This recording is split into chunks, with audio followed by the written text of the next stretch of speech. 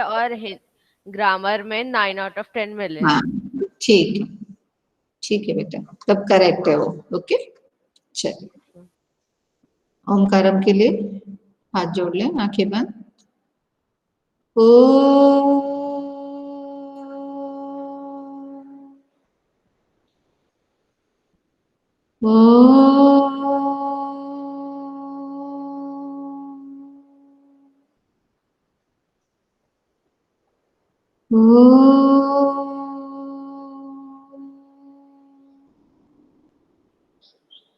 Sai Ram, Sai Ram ma'am. Sai Ram बेटा। चलिए पलक आ जाओ बेटा। Yes ma'am. हाँ साईराम मैम, मेरा नाम पलक सेन है। मेरा आज का विषय है प्रकृति हमारी गुरु। प्रकृति का हर तत्व बहुत उपयोगी है और ये हमें किसी न किसी तरह सिखाता है। पेड़, सूरज, चांद, फूल, बारिश, पहाड़, खेत, नदियाँ सभी प्रकृति में शामिल हैं। ये प्रकृति के महत्वपूर्ण घटक है। प्रकृति हमें दूसरों की अपेक्षा किए बिना उनकी मदद करना सिखाता है। प्रकृति हमें पंच रूपों में शिक्षित करती है। इस प्रकार प्रकृति हमारे लिए सर्वश्रेष्ठ गुरु है। धन्यवाद। ठीक, ओके, थैंक यू।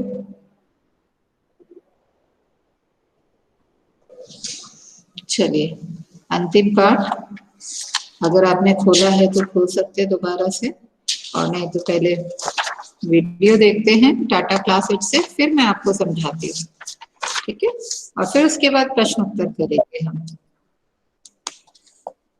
ताकि अगली क्लासेस से हम रिवीजन शुरू कर पाए अगले वीक से, ठीक है? चलिए मैं अपना माइक म्यूट कर रही हूँ बेटा, ताकि इको ना हो, इसलिए इस बीच में मैं कुछ भी नहीं सुनूंगी, अतः आप कुछ बोले ना। अगर मैं बाहर हो गई हूँ, आपको नहीं दिख रहा है, तो आप जरूर मुझे बोलें, ठीक है? अगर आप सवाल करेंगे तो नहीं समझ में आएगा।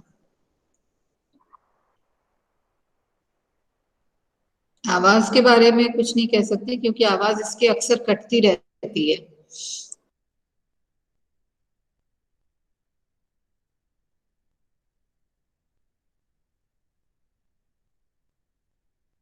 Ma'am, your mic is off. Anil, proper dress up होके बैठो क्लास में।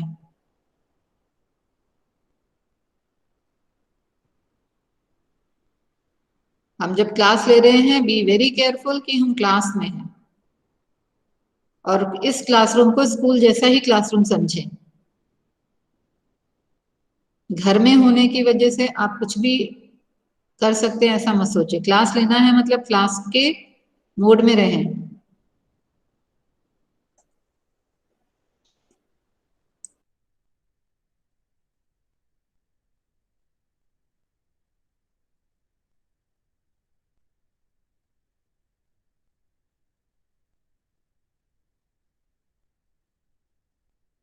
नवीन।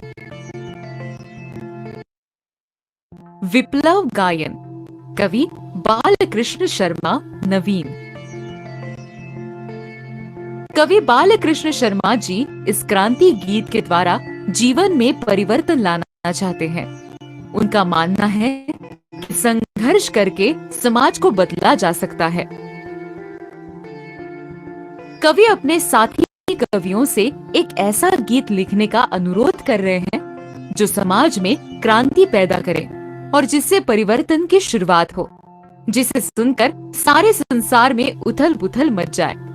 उस गीत को सुनकर जीवन में आंधी का झोंका आए, जिससे जीवन में बदलाव आए।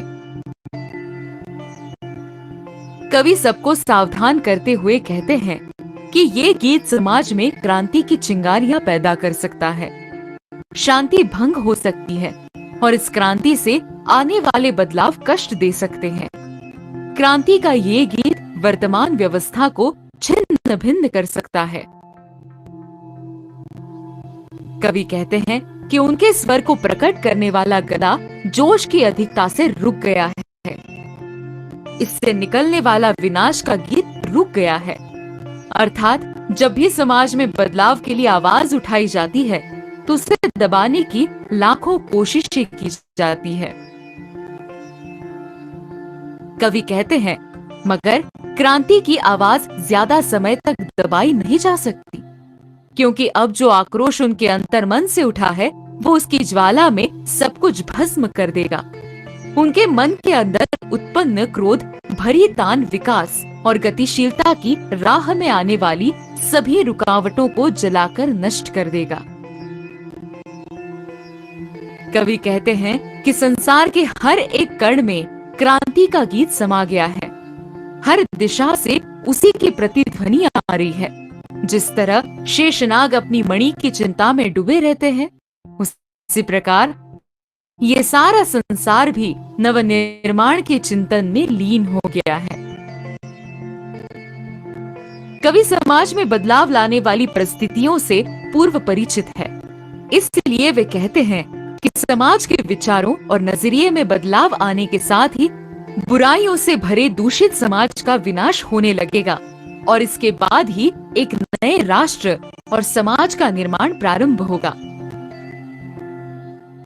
ये गीत रूढ़ियों, प्रथाओं, कुरीतियों तथा जड़ता की बेड़ियों को तोड़कर विकास एवं गतिशीलता के पथ पर अग्रसर होने को प्रेरित करता है।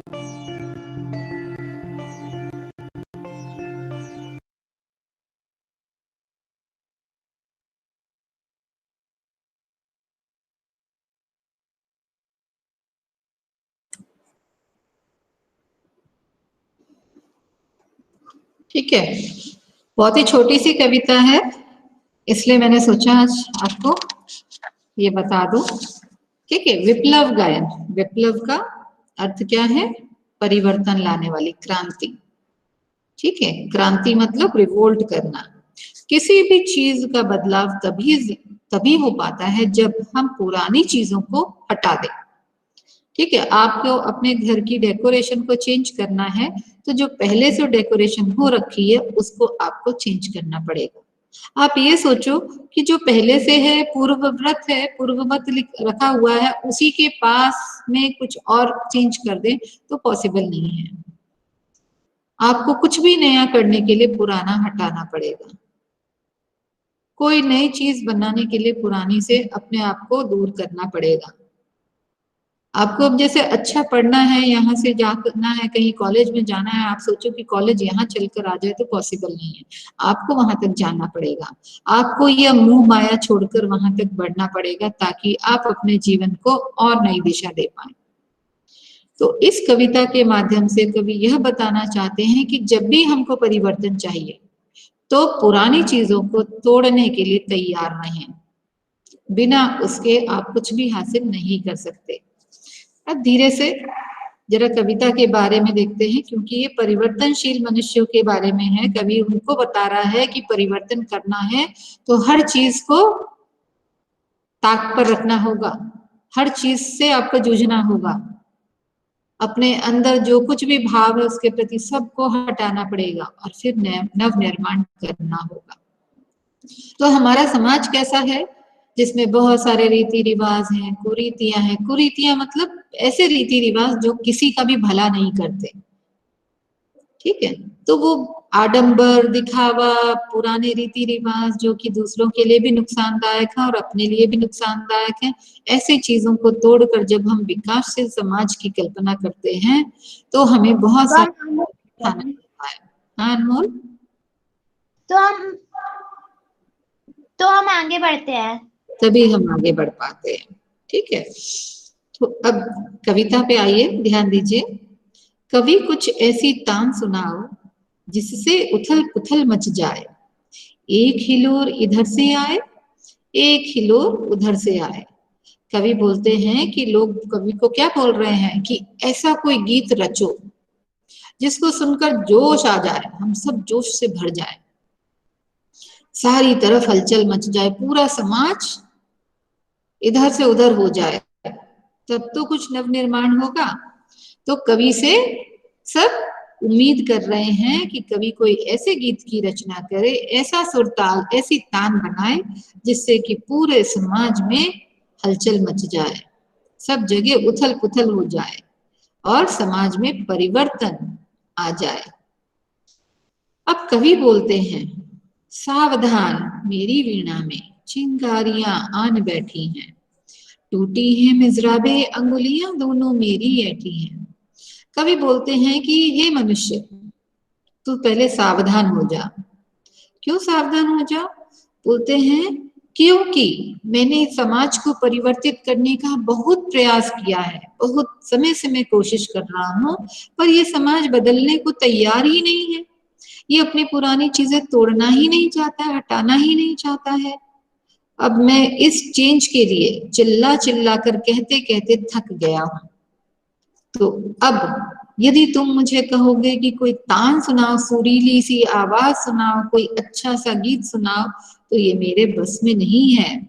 क्योंकि अब जो भी मैं गीत सुनाऊंगा उसमें बहुत आक्रोश होगा, गुस्सा होगा, क्योंकि ये क्रांति की चिंगारी है।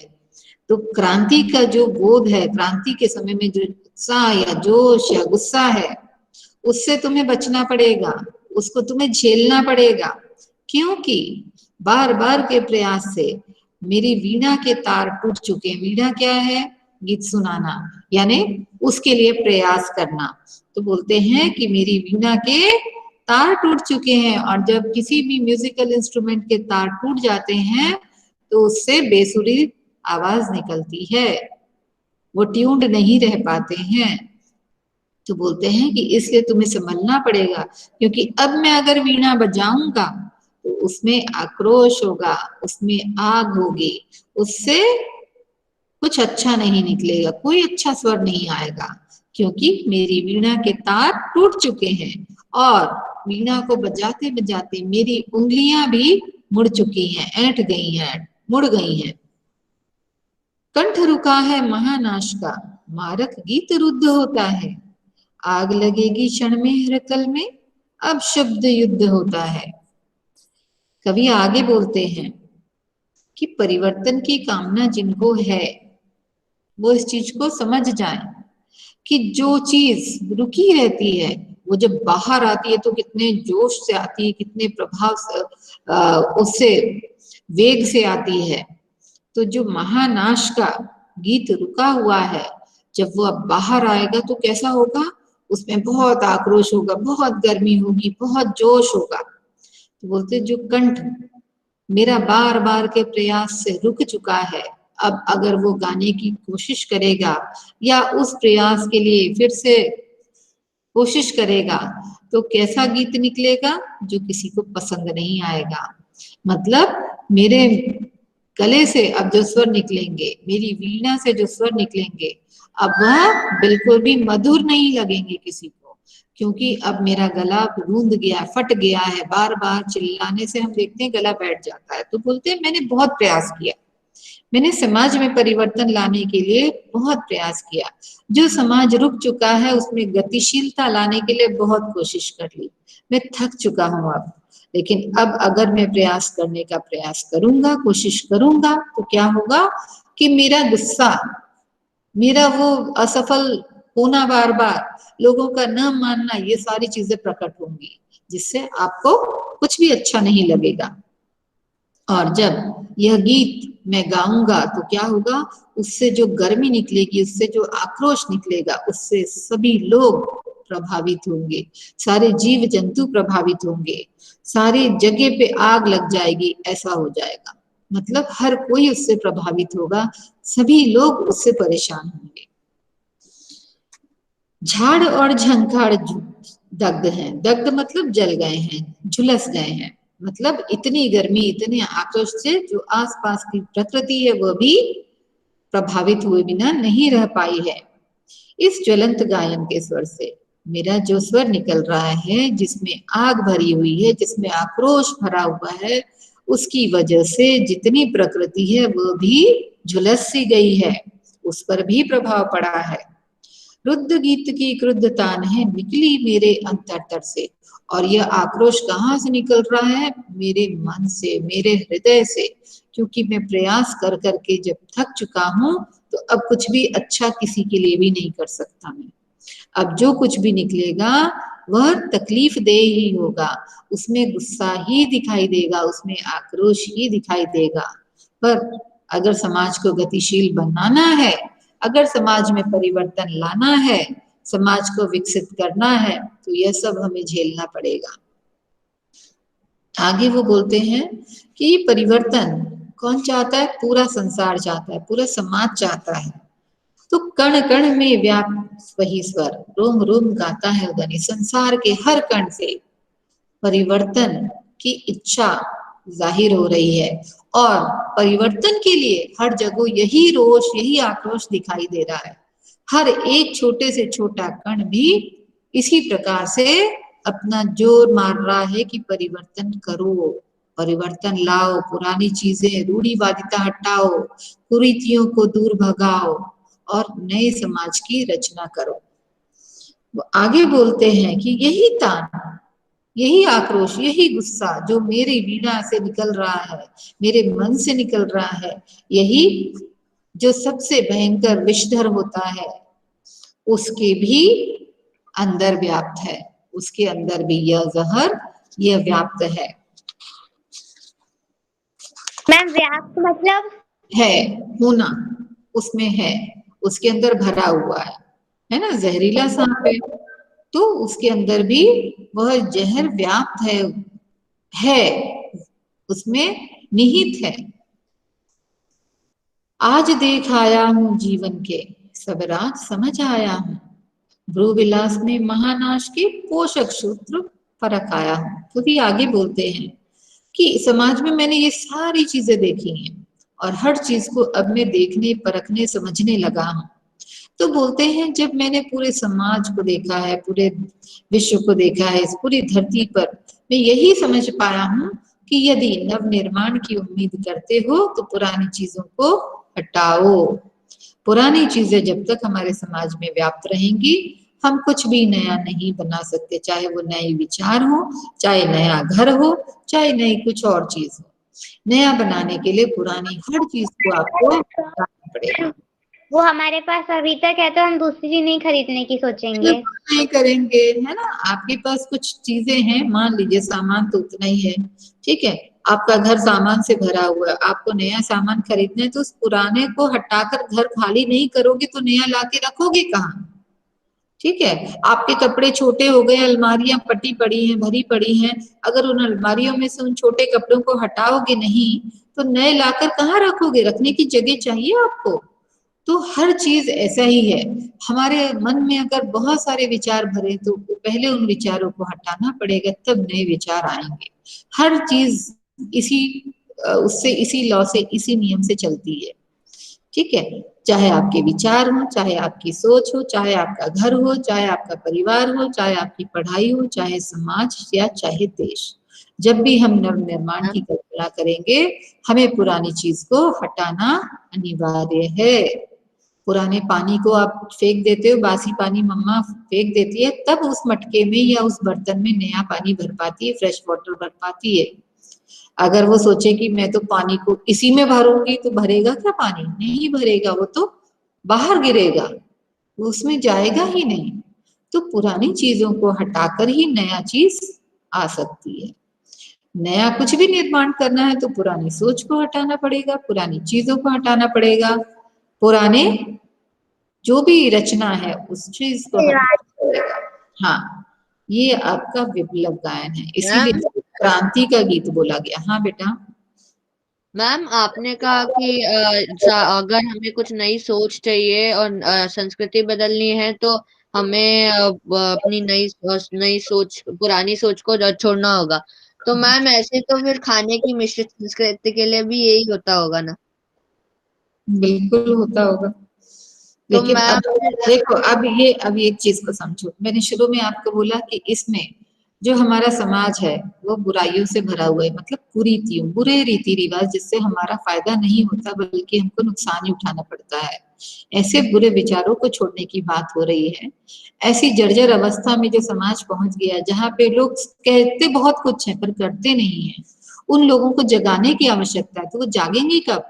जब उनके अंदर विचारों का संचार होगा, जब उनको विचारों का अमृत मिलेगा, नए विचार जो उनके अंदर जोश उत्पन्न कर पाए।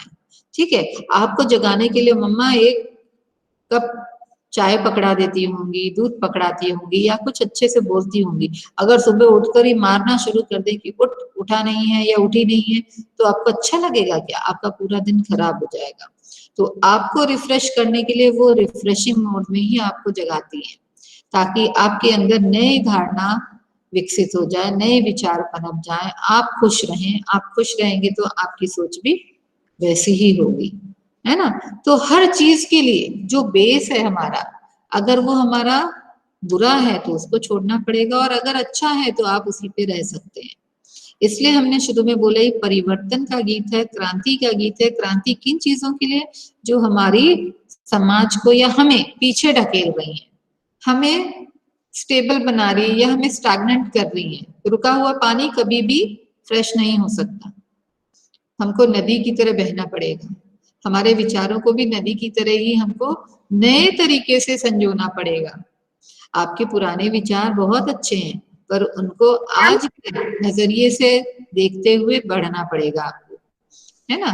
अब सास बहू को देख लो, पुराने तरीके से ये ऐसे बोले कि नहीं मेरी बहू को घूंघट काट के घर में ही रहना है, तो कौन सी लड़की रहेगी घर में? आजकल सब नौकरी करना चाहते हैं, सब अपने परिवार को आगे बढ़ाने के लिए, परिवार के विकास के लिए हाथ बटाना चाहते हैं। तो क्या आज की माए, आज की लड़कियां वैसी ही हैं जैसे कोई 20-25 साल पहले या 50 साल पहले की औरतें थी? नहीं। आप इतिहास पढ़ते हो, आप है आज अगर वो स्थिति होती तो हमारे आपकी क्लास में कोई लड़की नहीं होती, आपको पढ़ाने वाली भी कोई लेडी टीचर नहीं होती, आपको पढ़ाने के लिए सब होते। हाँ बिल्कुल, ठीक है। आपकी माँ आज के हिसाब से आपको ट्रेन नहीं करती, सामाजिक रूप से भी तैयार नहीं करती, घर के हिसाब से भी तैयार नहीं करती, आपकी सोच भी इस तरीके की नहीं होती जहां पे आप लड़के और लड़कियों को एक बराबर देख पाते, आप अपनी मम्मा की रिस्पेक्ट कर पाते। तो सारी चीजें बदल बन गई है। हाँ, और लड़कों को पढ़ाया तब बोलते थे कि वो कुछ थोड़ी करेंगी। बिल्कुल। और आज आप देख लो, किसी भी जगह का रिजल्ट देख लो, लड़कियां क्या लड़कों से कम है? जितने लड़के आगे जा रहे हैं उतनी लड़कियां हैं। और कौन सा काम नहीं कर पाती? सारे काम तो करती हैं बराबर। आप अपनी मम्मा को देख सकते हो, मम्मा मार्केट भी जाती, पहले ये काम मम्मी नहीं करती थी। मम्मियां केवल चूल्हे चौके का काम और बच्चों की परवरिश का काम करती थी।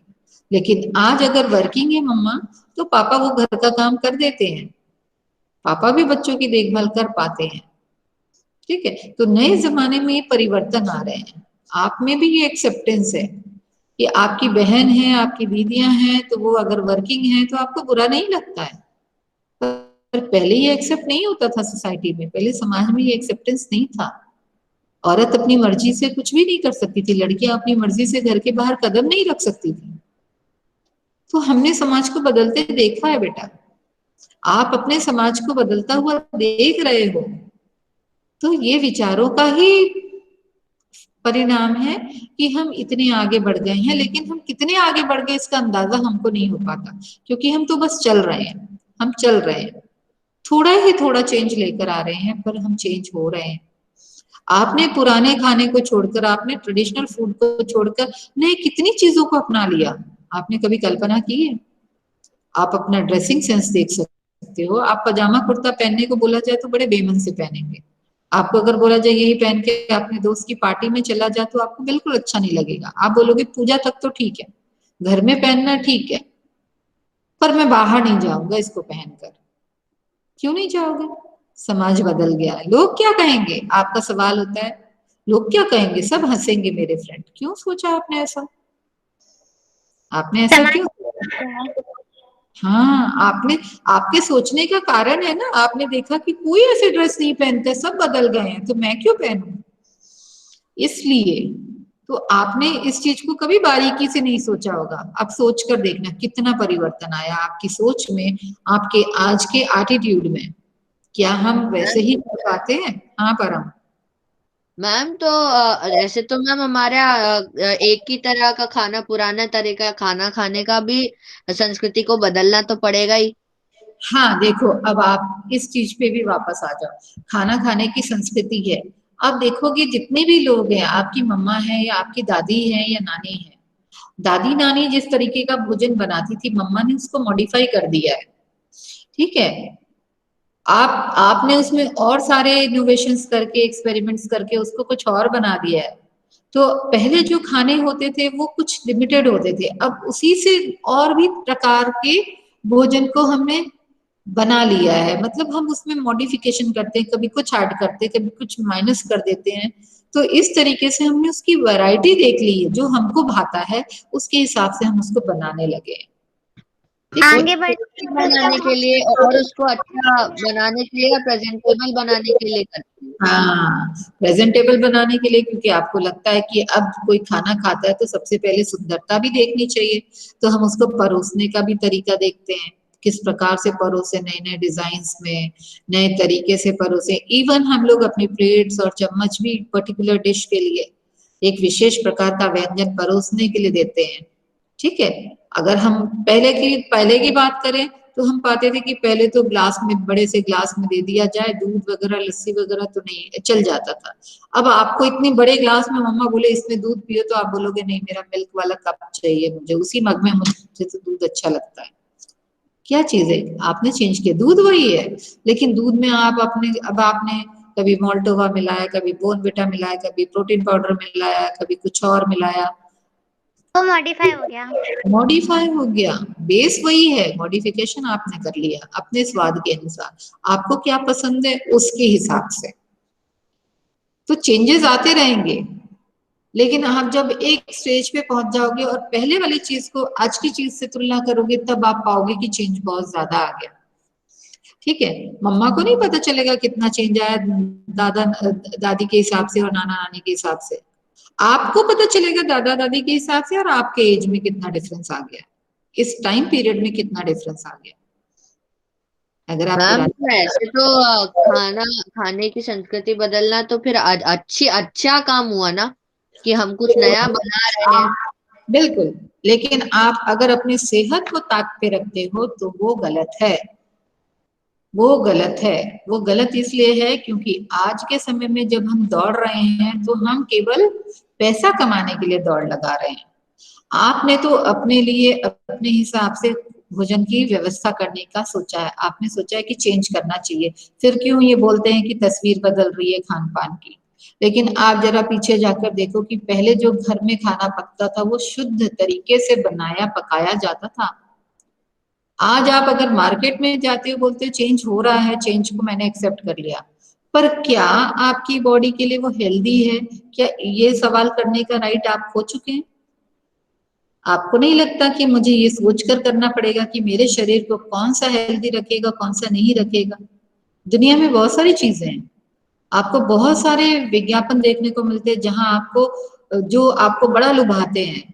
टॉफीज हो सकती हैं, चॉकलेट्स हो सकते हैं, आइसक्रीम्स हो सकते हैं, मैगी हो सकता है, नूडल्स हो सकते हैं, आपके कपड़े भी इसी तरीके से बदलते हैं। पर आपको क्या चाहिए जो कि आपके लिए अच्छा भी हो, आपको परेशान भी ना करे, आपकी सेहत पे बुरा असर ना डाले, आपको ऐसे चुनाव करना पड़ेगा। पहले तो लिमिटेड चीजें थी, पहले की चीजें बड़ी सीमित थी, उसमें चुनाव करने का कोई ऑप्शन ही नहीं होता था, वही है। आज आपकी दुनिया जो है रंग बिरंगी चीजों से भरी पड़ी है, और आपको ये नहीं पता है कि कौन सी चीज अच्छी है कौन सी नहीं। तो आपको अपनी सोच को बदलते हुए अपना दिमाग लगा के जज करना पड़ेगा पहले तो, कि कौन सी चीज लूं कौन सी नहीं लूं। यहाँ पे आपकी जानकारी मायने रखती है। आप अगर जानकार होंगे तो आप अच्छे से चुन पाएंगे। वरना क्या है, जो अच्छा लगा वो अपनाया, अच्छा लगा वो अपनाने की बात नहीं है। क्या वो समाज या हमारे हित में है, क्या वो देश के हित में है, ये सोचना हमें जरूरी है। मैम जो पहले अमूल कंपनी होती थी वो सिर्फ दूध की हुआ करती थी, अब उससे दूध के प्रति बहुत सारे बेचने चालू कर दिए हैं। अब आप दूध मैं को दूसरे देखोगे कि आप सोचो कि दूध तो दूध है, दूध दूध नहीं है। पहले तो डायरेक्ट दूध लिया जाता था, अब गौशाला ही नहीं दिखती है। आपको पता है इंडिया में जितनी दूध की खपत होती है उतना तो गाय भी दूध उत्पन्न नहीं करती है, गाय भैंस वगैरह इतने हमारी डेयरी फार्म्स में दूध उत्पन्न नहीं होता। तो ये दूध आता कहाँ से है? इसीलिए लोग गलत तरीके से दूध बनाकर बेचते हैं। तो पैसा तो कमा लिया उन्होंने, लेकिन कितने लोगों की जान ले ली, कभी इमेजिन किया? तो पैसा हर चीज पर हावी नहीं होने देना है हमको, हमें बुद्धि से भी काम लेना पड़ेगा। चेंज करो, पर ऐसे चेंज को ही अपनाओ जो आपके लिए भी फायदेमंद हो और समाज के लिए भी फायदेमंद हो। इसीलिए मम्मी पापा जो खाना ला कर देते हैं या जो चीज आपको देते हैं, उनको पता है कि मेरे बच्चे को परेशानी हो सकती है इस चीज से, वो आपको मना कर देते हैं और आपको यही बुरा लग जाता है कि सब तो करते हैं, हमें नहीं करने देते। ये सब तो करते हैं वाली बात वहां आनी नहीं चाहिए, क्योंकि वो अनुभवी हैं। आप अपना पॉइंट रख सकते हो और उनसे उनका पॉइंट मांग सकते हो कि ऐसा क्यों है, लेकिन गुस्सा होना उसमें कोई पॉइंट नहीं है, क्रोधित हो जाने से कोई पॉइंट नहीं है।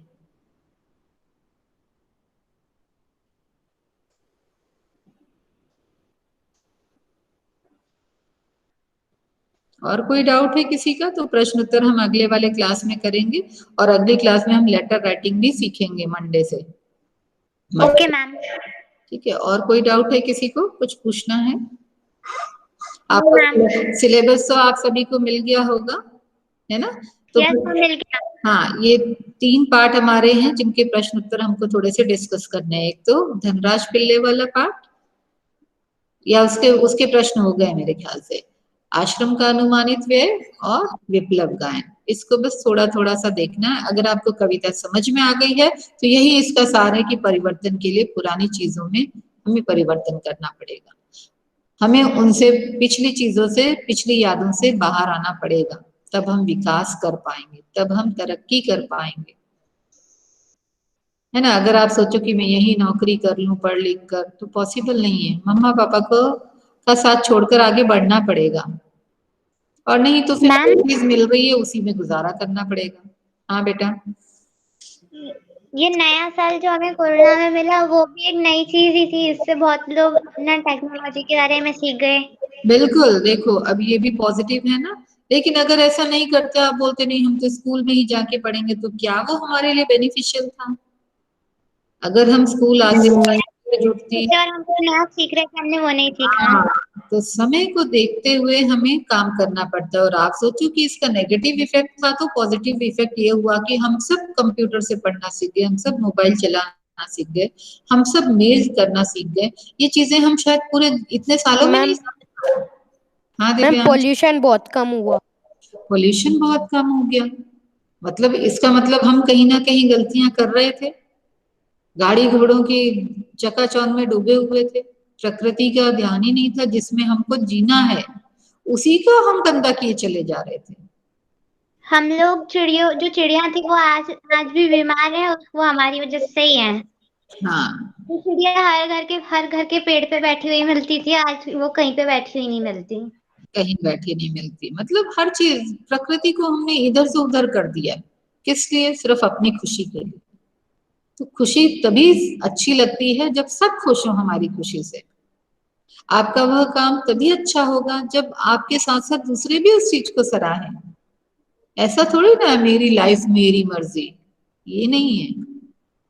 मेरी लाइफ मेरी मर्जी नहीं होता। प्रकृति का बहुत हाँ, हम सब, बिल्कुल हम सब एक दूसरे से जुड़े हुए हैं, है ना? हम सबको एक दूसरे का ख्याल रखते हुए काम करना पड़ता है। ऐसा नहीं मनमानी चल जाएगी हर जगह, कभी कभार ठीक होता है, हमेशा नहीं ठीक होता। और कोई सवाल?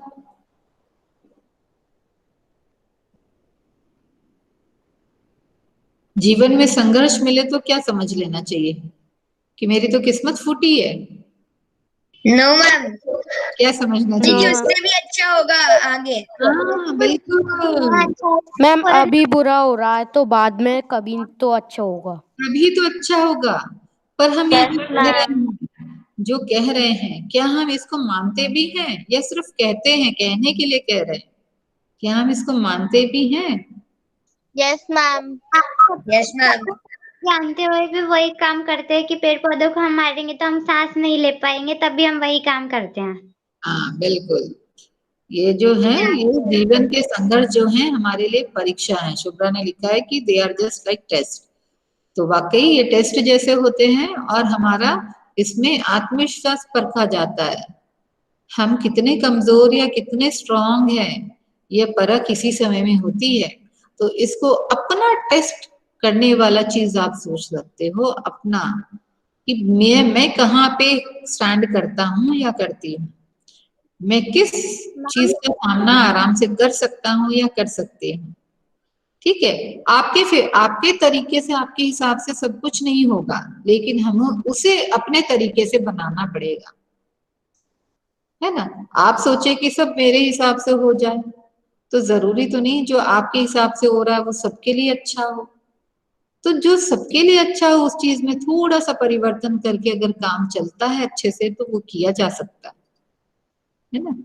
तो ऑनलाइन क्लासेस भी ऐसा नहीं है, बहुत सारे बच्चों को बुरा लग रहा होगा कि ऑनलाइन क्लास क्या है, लेकिन बहुत इसके अलावा कोई ऑप्शन नहीं था हमारे पास। अगर आपने इसमें ईमानदारी से काम किया होगा तो बहुत अच्छी बात है। हाँ अनमोल। इससे एक नया चीज भी सीखे हम। हाँ बिल्कुल, लेकिन अब हमें ये कोशिश करनी पड़ेगी कि हम ऑनलाइन क्लास के लिए तो 2-3 घंटे बिताते ही हैं, 4 घंटे तक बिताते हैं, तो अब इससे हम दूर होना सीखें। जितना जरूरत है उतना इस्तेमाल करें, नहीं तो हमारी आंखों को प्रॉब्लम होगी। ये हमारी सोच है, हमको दिमाग लगाना पड़ेगा कि किस जगह पे हम इससे दूर रह सकते हैं, क्योंकि हम लगातार अब इसके सामने बैठे रहते हैं। तो इसका काम है, इसका उपयोग करते हैं तो अच्छी बात है, लेकिन टाइम पास करने के लिए अब इसके सामने बैठना नहीं है ताकि आंखों को रेस्ट मिले। आंखें कुछ कह नहीं रही आपको कि मैं बड़ी दर्द हो रही हूँ, मुझे बचाओ, मुझे परेशान मत करो। आपकी जरूरत के हिसाब से आप इसके सामने इसका उपयोग कर रहे हो, लेकिन अब क्योंकि आपने 3-4 घंटे ऑलरेडी इसके साथ बिता लिए हैं, तो अब थोड़ा सा दूसरी चीजों की तरफ ध्यान दो। आपकी जितनी हॉबीज है, आपको ड्राइंग अच्छा लगता है, आपको डांस अच्छा लगता है, आपको पेंटिंग अच्छी लगती है, स्टोरी बुक्स लिखना अच्छा लगता है, कहानियां पढ़ना अच्छा लगता है, वो सारी एक्टिविटीज कीजिए, आप रिलैक्स हो जाएंगे। म्यूजिक सुनिए, ठीक है। तो ऐसे बहुत सारे काम हैं जिनको हम करके अपने जीवन को निखार सकते हैं। तो हम बदल गए ना, ऑनलाइन जो चल रहा है ऑफलाइन, ऑफलाइन के बदले में हमने ऑनलाइन पढ़ा, तो हमने अपने आप को ढाल लिया, क्योंकि ये जरूरत है, नीड ऑफ द आवर है, समय की मांग है। लेकिन कल को जब आप ऑनलाइन छोड़कर ऑफलाइन मोड में आ जाओ, तो भी घर जाके पूरे टाइम कंप्यूटर में अगर ऐसे ही घुसे रहोगे तब मुश्किल है। तो समय के हिसाब से, समय को देखते हुए, जिससे हमें प्रॉब्लम ना हो, उस काम को अपनाना ही समझदारी है और यही परिवर्तन है। परिवर्तन तो होता रहेगा, जो आज है वो कल नहीं होगा, जो कल होगा वो आज नहीं है, और इसको एक्सेप्ट करने में ही सभी की भलाई होती है। आगे बढ़ते रहो, सीखते जाओ, आगे बढ़ते रहो, सीखते जाओ। दुख भी होता है, सुख भी होता है, कभी दुख भी मिलता है, कुछ छूट जाते हैं, कुछ आगे बढ़ जाते हैं, और हर कोई छूटेगा लेकिन कुछ जुड़ते जाएंगे। तो इसलिए हमें आगे बढ़ना है, अपने आप को समझाना है, कमजोर नहीं पड़ना है। तो परिवर्तन को हम बहुत जल्दी एक्सेप्ट कर लेंगे और समाज में परिवर्तन लाने का कारण भी हम बन सकते हैं, गतिशील बना सकते हैं उसको, रुका हुआ नहीं करके। रुका हुआ होगा तो बीमार हो जाएगा, हमारा समाज बीमार हो जाएगा। हमको अपने समाज को, देश को अगर आगे बढ़ाना है तो उसको चलता हुआ रखना। 5th या 6th में एक वो भी थी कहानी जो कंप्यूटर से पढ़ना पड़ता था, वो कहानी सच्ची हो गई। हाँ, कहानी सच्ची होगी। वाकई ऑनलाइन परीक्षाएं होने लगी, गूगल फॉर्म में झट से उत्तर डालो और पट से। जैसे पढ़ना पड़ता है वैसे वाली थी ना वो। बिल्कुल 5th में थी, है ना। बच्चों ने हाँ किया था कि ऑनलाइन पढ़ना अच्छा होता है, उनके लिए हाँ हो गया। तो आप तो दोनों ही एज में हो, आपने ऑफलाइन भी पढ़ लिया, ऑनलाइन भी पढ़ लिया, है ना। चलिए, कोई सवाल? और इन दोनों पार्ट से संबंधित कुछ एक प्रश्न है जो हम मंडे को करेंगे, और पत्र लेखन भी सीखेंगे, क्योंकि आपके अब उसमें टेस्ट में पत्र लेखन भी है, तो एक बार उसका अभ्यास करेंगे। हालांकि हमने 3rd, 4th, 5th, 6th सब में किया है, फिर से एक बार उसको देखकर अभ्यास करेंगे। ठीक है? Okay ma'am. हाँ, कोई डाउट नहीं है किसी को? कुछ नहीं नो मैम। नो। चलिए सेशन एंड करते हैं। ठीक है?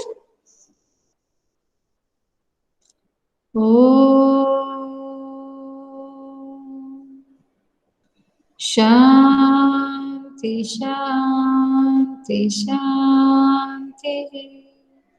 Sai Ram. Thank you ma'am. Sairam ma'am, thank you ma'am, bye ma'am, Thank you, ma'am. Bye, Sairam ma'am. Ma'am. Sairam